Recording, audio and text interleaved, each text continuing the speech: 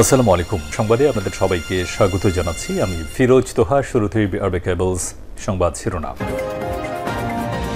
পুরোদমে Iran, Israel এবং নিরীহ ফিলিস্তিনিদের মাঝে ভয়াবহ যুদ্ধ চলছে। আর এই মুহূর্তে আমাদের হাতে এসেছে যুদ্ধের সর্বশেষ গুরুত্বপূর্ণ তাজা আপডেট সংবাদ। প্রথমেই জানাবো, আল আহলে হাসপাতালে ইসরায়েলের বোমা হামলায় ৩ সাংবাদিক নিহত। দখলদার ইসরায়েলি বাহিনী আজ গাজা সিটির আল আহলে হাসপাতালে, যা ব্যাপিস্ট হাসপাতাল নামে পরিচিত, সেখানে ব্যাপক হামলা চালিয়েছে। এতে ৩ জন সাংবাদিককে হত্যা করা হয়েছে। আজ গাজায় ইসরায়েলের বিভিন্ন হামলায় অন্তত ২৩ জন নিহত হয়েছে। এ পর্যন্ত দখলদার ইসরায়েলের হামলায় ২২৫ জন সাংবাদিক মারা গেছে।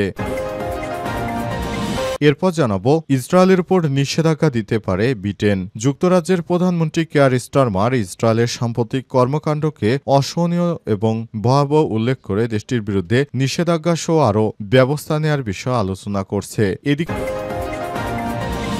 হজের খুতবা এবার গুরুত্ব পায় ফিলিস্তিন ইস্যু, প্রতিবেশী ও দরিদ্রদের প্রতি সহমর্মিতা, সততা। চলতি বছরে হজের খুতবায় গুরুত্বপূর্ণ বার্তা দিয়েছে মক্কার পবিত্র মসজিদের ইমাম এবং খতিব শেখ সালে বিন আবদুল্লাহ বিন হুমাইদ। আজ আরাফাতের ময়দানে লাখো হাজির সামনে দেওয়া ঐতিহাসিক এই খুতবায় তিনি বিশেষভাবে ফিলিস্তিনিদের জন্য দোয়া করেছেন এবং মুসলিম উম্মাহকে প্রতিশ্রুতি রক্ষা, সত্য বলা এবং শালীনতা বজায় রাখার আহ্বান জানিয়েছেন।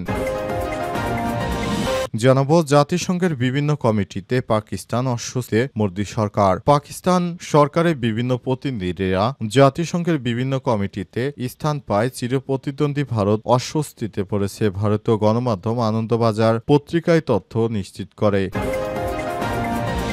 এবং সর্বশেষ জানাবো, বাংলাদেশ একটি গুরুত্বপূর্ণ সন্ধিক্ষণে অবস্থান করছে বললেন নাহিদ ইসলাম। বাংলাদেশে নিযুক্ত চীনা রাষ্ট্রদূতের সঙ্গে বৈঠক করেছে জাতীয় নাগরিক পার্টি এনসিপির নেতাকর্মীরা। আজ ঢাকায় এই বৈঠক অনুষ্ঠিত হয়। বৈঠকে বাংলাদেশের অন্তর্ভুক্তিমূলক গণতান্ত্রিক রূপান্তর নিয়ে নিজের দৃষ্টিভঙ্গি উপস্থাপন করে এনসিপির প্রতিনিধি দল। প্রিয় দর্শক, এতক্ষণ শুনছিলেন সংবাদ শিরোনাম, এবারে বিস্তারিত। তবে তার আগে বন্ধুরা, অনুরোধ থাকবে এই সংবাদটিতে একটি লাইক দিন। এই চ্যানেলে আপনি নতুন হয়ে থাকলে আমাদের সংবাদটি দেখতে দেখতে চ্যানেলটি সাবস্ক্রাইব করে রাখুন। কমেন্ট করে বন্ধুরা আপনার মূল্যবান মতামত জানিয়ে দিন আপনি বিশ্বের কোন দেশ থেকে বা বাংলাদেশের কোন স্থান থেকে আমাদের সংবাদটি দেখছেন এবং শুনছেন। আর বন্ধুরা, এই সংবাদটি আপনার সোশ্যাল মিডিয়া ফেসবুকে শেয়ার করে বন্ধুদেরও দেখার সুযোগ করে দিন। এবারে বিস্তারিত। আল আহলে হাসপাতালে ইসরায়েলের বোমা হামলায় ৩ সাংবাদিক নিহত।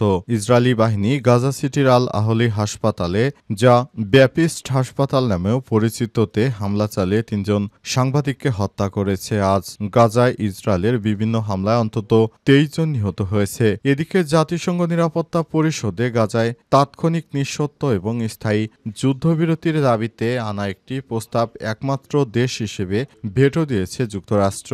এদিকে ইসরায়েল ও মার্কিন নেতৃত্বাধীন গাজা হিউম্যানিটেরিয়ান ফাউন্ডেশনে টানা দ্বিতীয় দিনের মতো তাদের কার্যক্রম বন্ধ রেখেছে। এর আগে এর ত্রাণ বিতরণ পয়েন্টে সহায়তা নিতে আসা বহু শত শত নিরীহ ফিলিস্তিনি নিহত এবং আহত হন। খবর আল জাজিরার। গাজায় ইসরায়েলের চলমান আগ্রাসনে এখন পর্যন্ত কমপক্ষে ৫৪,৬০৭ জন নিরীহ ফিলিস্তিনি নিহত এবং ১,২৫,৩৪১ জন আহত হয়েছে বলে জানিয়েছে গাজার স্বাস্থ্য মন্ত্রণালয়। ২০২৩ সালের ৭ অক্টোবর হামাসের হামলায় ইসরায়েলে আনুমানিক ১,১৩৯ জন নিহত এবং ২০০ জনের বেশিকে জিম্মি করা হয়েছিল। তখন থেকেই দখলদার ইসরায়েলি বাহিনী গাজায় নিয়মিতভাবে হামলা চালিয়ে যাচ্ছে এবং হাজার হাজার নিরীহ ফিলিস্তিনি মারা যাচ্ছে। কিন্তু হামাস কিছুই করতে পারছে না। শুধুমাত্র তারা ইসরায়েলকে আক্রমণ করার কারণে এই ধ্বংসযজ্ঞ চলছে। ইসরায়েলের উপর নিষেধাজ্ঞা দিতে পারে ব্রিটেন। যুক্তরাজ্যের প্রধানমন্ত্রী কেয়ার স্টারমার ইসরায়েলের সাম্প্রতিক কর্মকাণ্ডকে অসহনীয় এবং ভয়াবহ উল্লেখ করে দেশটির বিরুদ্ধে নিষেধাজ্ঞা সহ আরও ব্যবস্থা নেওয়ার বিষয়ে বিবেচনা করছে। হাউস অব কমন্সে এক প্রশ্নের জবাবে তিনি বলেছেন, আমরা সাময়িক অভিযান সম্প্রসারণ এবং সামরিক অভিযান সম্পর্কে বিস্তারিত তথ্য জানতে পেরেছি ও বসতি, সহিংসতা, মানবিকতা সহায়তাকে আটকে দেওয়ার ঘটনাকে শক্ত বিরোধিতা করেছি। তিনি তিনি আরো বলেছেন, আমাদের যুদ্ধবিরতিতে ফেরত যাওয়া দরকার, অনেকদিন ধরে আটকে থাকা জিম্মিদের মুক্ত করা দরকার এবং গাজায় দ্রুত আরও সাহায্যের দরকার, কারণ এটি যখন অসহনীয় এবং ভয়াবহ পরিস্থিতিতে আছে। এদিকে ফিলিস্তিনিরা বলছে গাজায় এখন আর কোনো নিরাপদ জায়গা নেই। দুঃখজনক, গাজায় আর কোনো নিরাপদ জায়গা নেই। গাজায় রয়টার্সকে বলেছে মাহারান খোদর নামের এক ব্যক্তি। তিনি আরো বলেছেন, এমনকি যারা তাঁবুতে ঘুমান তারা যে কোনো সময় বিপদের মুখে পড়েছেন।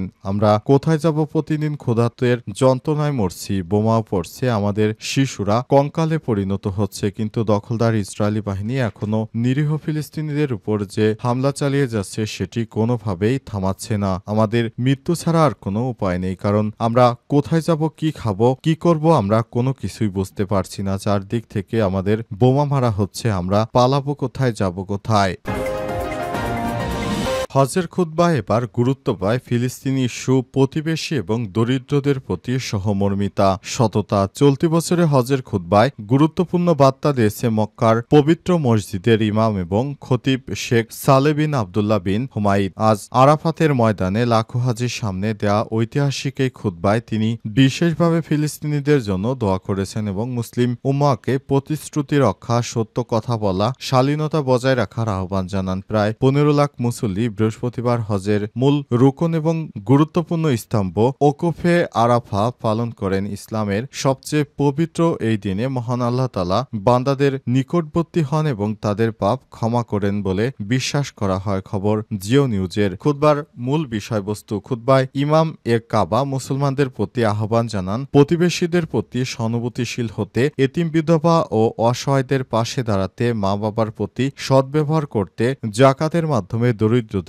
সাহায্য করতে। তিনি বলেছেন, সৎকর্ম, তাকওয়া, শকর গুজরিয়ার মাধ্যমে আল্লাহর নৈকট্য লাভ সম্ভব। পাশাপাশি ইসলামের মৌলিক স্তম্ভগুলোর প্রতি যথাযথ গুরুত্ব আরোপ এবং নিয়মিত ইবাদাতের উপর জোর দেন তিনি। শেখ হুমায়দ আরও বলেছেন, প্রতিশ্রুতি রক্ষা, সত্য বলা এবং শালীনতা রক্ষা এগুলো ইমানের অপরিহার্য অংশ।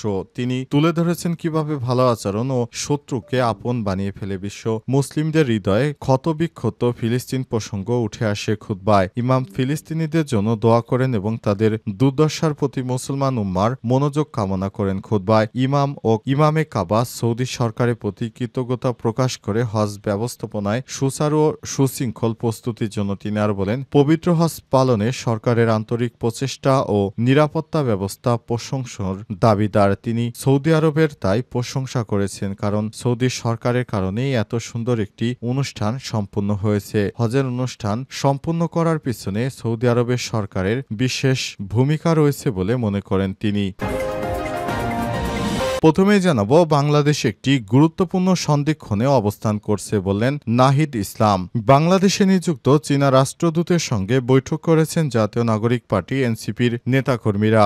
আজ দুপুরে ঢাকায় এই বৈঠক অনুষ্ঠিত হয়। বৈঠকে বাংলাদেশের অন্তর্বিভক্তিমূলক গণতান্ত্রিক রূপান্তর নিয়ে নিজেদের দৃষ্টিভঙ্গি উপস্থাপন করে এনসিপির প্রতিনিধি দল। এনসিপির পক্ষ থেকে পাঠানো এক বিবৃতিতে জানানো হয়েছে, চীনা দূতাবাসের পক্ষ থেকে পাঠানো এক আনুষ্ঠানিক আমন্ত্রণে সাড়া দিয়ে এনসিপির আহ্বায়ক নাহিদ ইসলামের নেতৃত্বে একটি প্রতিনিধি দল রাষ্ট্রদূতের সঙ্গে বৈঠক করেছে। রাষ্ট্রদূতের সঙ্গে বৈঠকে এনসিপির আহ্বায়ক নাহিদ ইসলাম বলেছেন, জাতীয় নাগরিক পার্টি দৃঢ়ভাবে বিশ্বাস করে একটি টেকসই গণতান্ত্রিক পথ কেবলমাত্র জন আকাঙ্ক্ষা ও কাঠামোগত সংস্কারের উপর ভিত্তি করে প্রতিষ্ঠিত হতে পারে। এদেশে জনগণের ম্যান্ডেটবিহীন কোনো সরকার এদেশে টিকতে পারেনি। ভবিষ্যতেও যারা স্বৈরাচারী হওয়ার চেষ্টা করছে তারাও এদেশে টিকতে পারবে না, এমনটা মনে করেন নাহিদ ইসলাম। নাহিদ ইসলাম আরো বলেছেন, চীন বাংলাদেশের অকৃত্রিম বন্ধু। শুরু থেকে শেষ পর্যন্ত চীনের মাধ্যমে বাংলাদেশ যে সব সুযোগ সুবিধা পেয়েছে সেগুলো সত্যি প্রশংসার দাবিদার। চীনের পক্ষ থেকে এই ধরনের কর্মকাণ্ড সত্যি প্রশংসার দাবিদার। চীনের কর্মকাণ্ড সত্যি বাংলাদেশের জন্য গুরুত্বপূর্ণ ভূমিকা পালন করে থাকে। চীন আছে বলে বাংলাদেশে আজ সহজলভ্য সব প্রোডাক্ট পাওয়া যাচ্ছে। চীন যদি না থাকতো তাহলে বাংলাদেশের ইলেকট্রনিক শিল্পে এতটা বিপ্লব হতে পারত না। বাংলাদেশে এখন যেসব ইলেকট্রনিক তৈরি হয় তার সবকিছুর পেছনে চীনের গুরুত্বপূর্ণ অবদান রয়েছে। এই চীনা ফ্যাক্টরিগুলো বাংলাদেশে আসার ফলে বাংলাদেশের অনেক মানুষ এখন কর্মসংস্থানের সুযোগ পেয়েছে। চীন সব সময় বাংলাদেশের একটি অকৃত্রিম বন্ধু। আমরা ভারত থেকে কিন্তু এই ধরনের কোনো সহযোগিতা অতীতে পাইনি, বরঞ্চ তারা বাংলাদেশের নদ নদীগুলোকে বন্ধ করে দিয়ে তারপর বাংলাদেশকে মরুভূমি করার একটি চক্রান্ত করছে, যেটি কোনোভাবেই কাম্য নয়। এ সময় আরও তিনি বলেছেন, বাংলাদেশের যে প্রাকৃতিক জলবায়ু রয়েছে ধীরে ধীরে সেটি নষ্ট হয়ে যাচ্ছে, শুধুমাত্র ঠিকমতো নদীতে পানি প্রবাহিত হতে পারছে না এসব কারণে। তাই এক্ষেত্রে চীন বাংলাদেশের তিস্তা প্রকল্প সহ যে সব কয়েকটি বড় বড় প্রকল্পে সহায়তা করছে, সেটি চীনের অবদানকে অস্বীকার করার কোনো উপায় নেই। সুতরাং চীন হচ্ছে আমাদের সত্যিকারের বন্ধু। এখন সময় এসেছে বন্ধুদের এই সত্যিকারের প্রতিদান দেওয়ার। আর চীনেরও উচিত এই সময়, যেহেতু ফ্যাসিস্ট কোনো সরকার নেই বা ভারতপন্থী কোনো সরকার নেই, তাদেরও উচিত বাংলাদেশে আরও বিনিয়োগ করা। এ সময় তিনি বলেন, এই জুলাই আন্দোলনে নির্বাচন সংস্কার, বিচার বিভাগের স্বাধীনতা, অন্তর্ভুক্তিমূলক রাজনৈতিক অংশগ্রহণের একটি সুস্পষ্ট ভিত্তি স্থাপন করেছে।